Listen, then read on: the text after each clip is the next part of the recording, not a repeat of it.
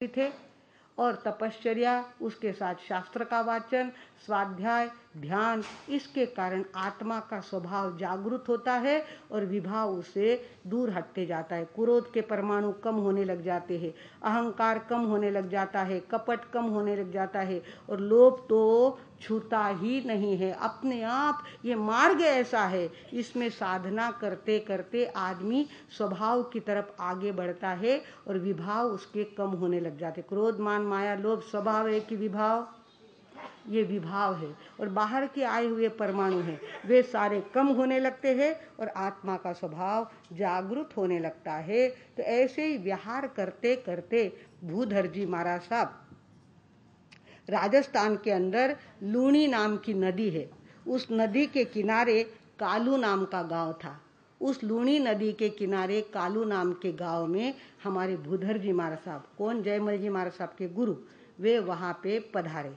वहाँ पे पधारे तो साधु संतों का कर्तव्य होता है कि सवेरे की नौकासी आदि हो जाने के बाद लोगों को संबोधित करना। लोगों ने व्याख्यान का आयोजन किया था और व्याख्यान वो देने लग गए तो उनके व्याख्यान में ऐसी दैविक शक्ति थी कि लोगों को बार बार आने की इच्छा होती थी और लोग वहाँ पर आने लग गए थे।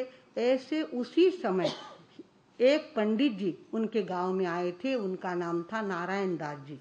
नारायण दास जी पंडित जो थे वो अपनी श्रीमंती दिखाने में, हिंदू धर्म में तो ऐसे कोई कड़क कायदे होते ही नहीं हैं, तो रेशमी वस्त्र पहनना, पैरों में बढ़िया से खड़ाऊ पहनना और पालकी में बैठ करके मंदिर में जाना। 4 लोग पालकी उतारे, फिर उतार के रोप के साथ हाथ में डंडा लिया हुआ, डंडे के ऊपर सोने का कवच ऊपर का जहाँ हाथ पकड़ते वहाँ लगाया हुआ, इस तरह से रोबीला व्यक्तिमत्व उनका था। और उनके भी कथा वहाँ पर चालू थी।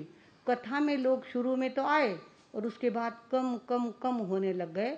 तो नारायण दास जी ने देखा मेरी पंडिताई तो सभी को हराने वाली पंडिताई है और यहाँ पर लोग कम क्यों हो रहे हैं। तो किसी ने कहा यहाँ पर वो सफ़ेद वस्त्रधारी जैन मुनि आए हुए हैं, उनके यहाँ बहुत भीड़ हो रही है, सारे लोग वहाँ पे जाते हैं। बोले ऐसा क्या वो विशेष बात कहते हैं? बोले वो शास्त्रार्थ करते हैं और बहुत बढ़िया शास्त्रार्थ करते हैं। बोले आपने तो उस दिन क्या कहा था, कर्ण का नाम कर्ण क्यों पड़ा? कर्ण जो है कुंती का बेटा, कौन? कर्ण। कर्ण का नाम कर्ण क्यों पड़ा? तो आपने तो बताया कि कर्ण का जन्म कान से हुआ, इसके लिए उसका नाम कर्ण पड़ा।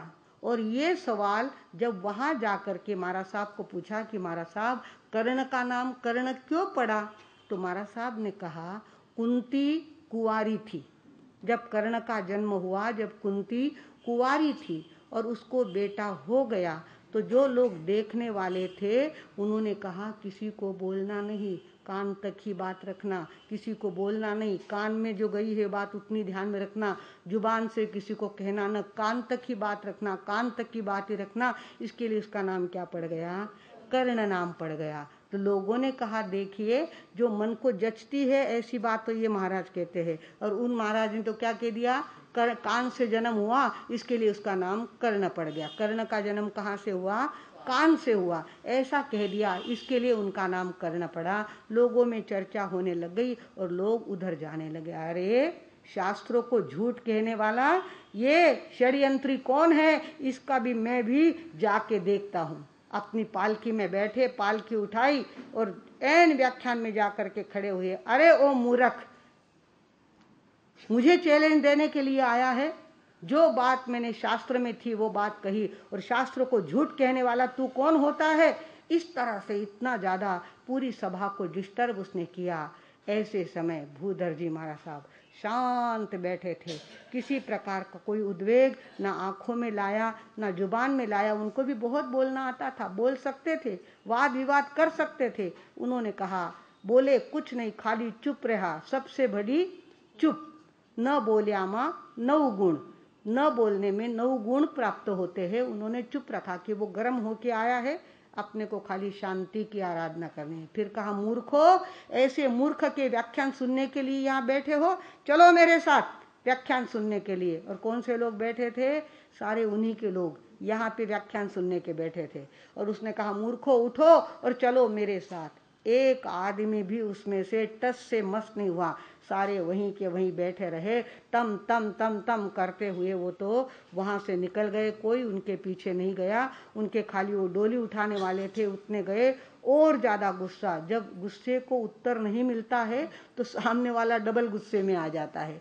और ज़्यादा गुस्सा बढ़ गया कि ये बेवकूफ़ गांव में आकर के ऐसा मेरी बेइज्जती करता है, मेरे श्रावकों को उधर खींचता है, इसको तो कहीं न कहीं सजा देनी ही पड़ेगी। तो उनको पता चला कि ये साधु जो है दोपहर में कड़ी गर्मी में सूरज की आतापना लेने के लिए कहाँ जाते हैं, लूणी नदी के किनारे जाते हैं। हमारे भूधर जी महाराज साहब आतापना लेते थे। कड़कती ठंडी में चद्दर निकाल के रख देना और ध्यान करके बैठना। कड़कती ठंडी में लोग इतने बड़े ढाबड़े ओढ़ के भी ठंडी जिनकी नहीं जाती थी, उस समय ये उघाड़े बदन से ठंडी की आतापना लेते थे। और गर्मी के दिनों में आतापना लेते हुए महाराज साहबों को हमने भी देखा है, ऐसे आतापना लेने के लिए खड़े। तो वो नदी के किनारे जाकर, जहाँ रेती इतनी टपी हुई होती है, और वो राजस्थान की रेती, उसका क्या कहना, पैर ऐसे अंदर धंसते हैं और तपे हुए रेती का स्पर्श पैरों को इतना जबरदस्त चटका देता है। ऐसे में वो भूधर जी महाराज साहब आतापना लेने के लिए दोपहर में नदी के किनारे जाते हैं। ये किसको पता चला? नारायण दास जी, शास्त्री नारायण दास को पता चला। और उसने क्या किया, एक जाट को कुछ पैसे दे दिए। कहा वो साधु वहाँ पे खड़ा रहेगा ना, आग ढक के खड़ा रहेगा, उस समय उसके सिर पे जोरदार डंडा मार के आ जाना। अब बेचारा जाट तो जाट ही ठहरा। तो वो उसको पैसा मिलने वाला था, तो पैसे के बल पर वो गया। और नदी के किनारे दोपहर की कड़कती धूप में कौन रहेगा, कोई था नहीं। ये गया डंडा ले करके, और ऐसा जोरदार डंडा पीछे से मारा कि रक्त का फव्वारा वहाँ से छूट गया। और वो दौड़ रहा था, उतने में एक बहन वहाँ पे आई, और बहन ने देखा कि संत महाराज के सर में से खून निकल रहा है और एक आदमी दौड़ रहा है। तो तुरंत वो तो गई, चिल्लाई और जाके कहा, अरे साधु महाराज को मारा, साधु महाराज को मारा, उस किसान ने मारा, उस किसान ने मारा। और देखते देखते लोग इकट्ठे हो गए और किसान को क्या कर लिया, पकड़ लिया गया। किसान को पकड़ लिया गया, पुलिस थाने में उसको लेके गए।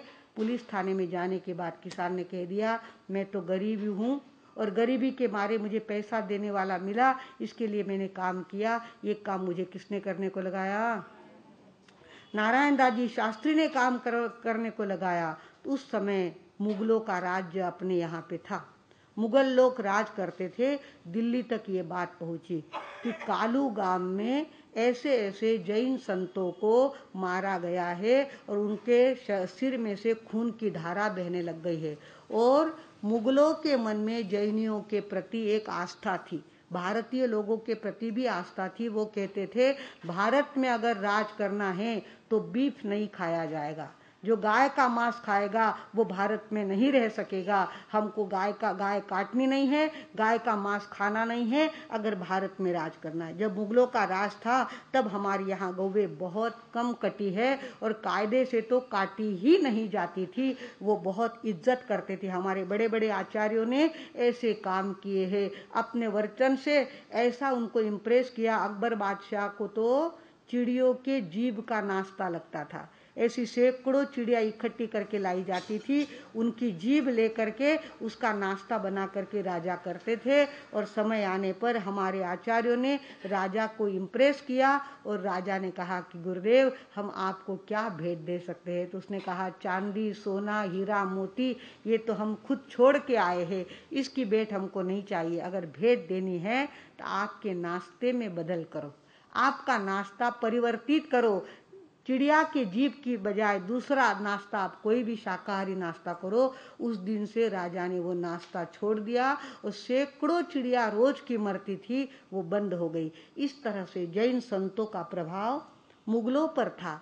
और मुगल बादशाह ने वहाँ से संदेश भिजवाया कि जिस पंडित ने ये अघोर कृत्य किया है उस पंडित को तुरंत पकड़ लो और उसको सोटे मारो, उसको सोटे मारो, उसकी जान नहीं निकले तब तक सोटे मारने का काम करो। उधर से ऊपर से हुक्म आया और पंडित नारायण दास जी को पकड़ लिया गया। वो उनका ताम झाम, वो उनके रेशमी कपड़े, हाथों में सोने के कड़े, अंगूठिया, सारा एक बाजू रह गया और पुलिस पकड़